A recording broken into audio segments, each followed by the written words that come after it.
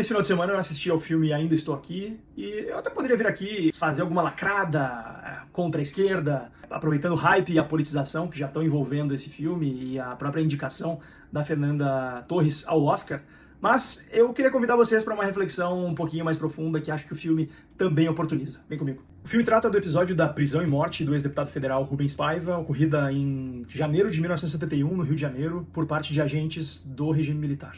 A história é contada sob a perspectiva da família dele. Aliás, o filme é baseado em um livro escrito pelo seu filho mais novo, Marcelo Rubens Paiva, e tem como personagem principal a trajetória da mãe da família, que é interpretada pela Fernanda Torres. E é sem dúvidas um filme bem feito, com excelentes atores, uma narrativa cativante e bem encaixada, e eu espero realmente que ganhe o Oscar de melhor filme estrangeiro daqui a algumas semanas. Mas, obviamente, vocês não vieram aqui para uma crítica cinematográfica. O filme mostra a ditadura militar no Brasil sob o prisma de quem foi vítima dela, e, obviamente, os vieses ali contidos podem e devem ser objeto de discussão e reflexão.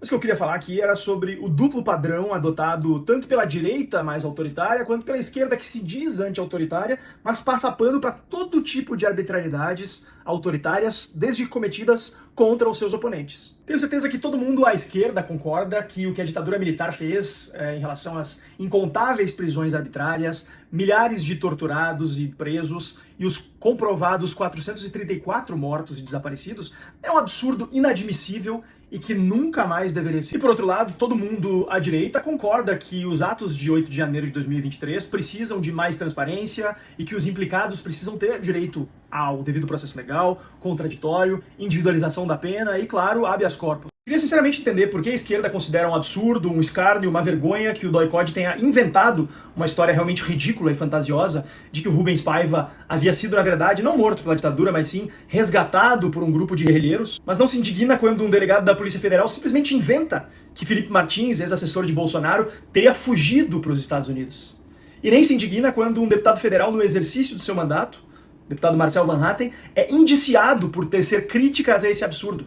A gente tem quase 1.500 pessoas que foram presas a partir de 8 de janeiro, muitas delas ainda sem julgamento. Por que a gente não pode simplesmente concordar com ambos, e que ambos os casos são absurdos? Por que no Brasil a análise de fatos públicos precisa ser briga de torcida? Democracia só é democracia mesmo quando os mais fracos e os mais odiosos têm os mesmos direitos que qualquer outro cidadão. Até porque a gente sabe muito bem, ou deveria saber pelo menos, que esses conceitos são muito relativos e temporais em uma democracia. Em um momento é popular ser a favor de uma bandeira e ser contra outra. Um dia se vence uma eleição, 4 anos depois se perde. Uma hora se é governo, outra hora se é situação. Ninguém está livre de parar, às vezes, até por um capricho do destino, do lado errado da história. Mas isso aparentemente é muito difícil de entender quando se está no topo, como estava a ditadura militar e os seus apoiadores meio século atrás, e como estão hoje o tirano togado supremo e aqueles que o apoiam. Pouco me importa, portanto, se Rubens Paiva era um membro ativo da luta armada na tentativa de implantar uma ditadura comunista no Brasil, ou apenas alguém que entregava cartas de exilados aos seus familiares. Assim como, sinceramente, pouco me importa se a cabeleireira paulista Débora Rodrigues dos Santos, mãe de 2 crianças pequenas que escreveu "Perdeu Mané" na Estátua da Justiça em frente ao STF e está presa há 2 anos, queria dar um golpe de Estado ou se estava somente lá manifestando sua indignação. Ela foi uma dentre as várias a serem denunciadas por associação criminosa armada, abolição violenta do Estado de Direito, golpe de Estado, dano qualificado pela violência, grave ameaça com emprego de substância inflamável contra o patrimônio da União e com considerável prejuízo para a vítima e deterioração de patrimônio tombado. Parece razoável isso? Parece proporcional? Parece democrático? Eu concordo com a Eunice Paiva, personagem da Fernanda Torres no filme, e quando em determinado momento ela afirma que o Estado não deve ter o direito de prender, sequestrar, matar ilegalmente cidadãos, seja na ditadura militar, seja hoje em dia. Isso vale para o caso Rubens Paiva, mas também vale para o caso Clesão.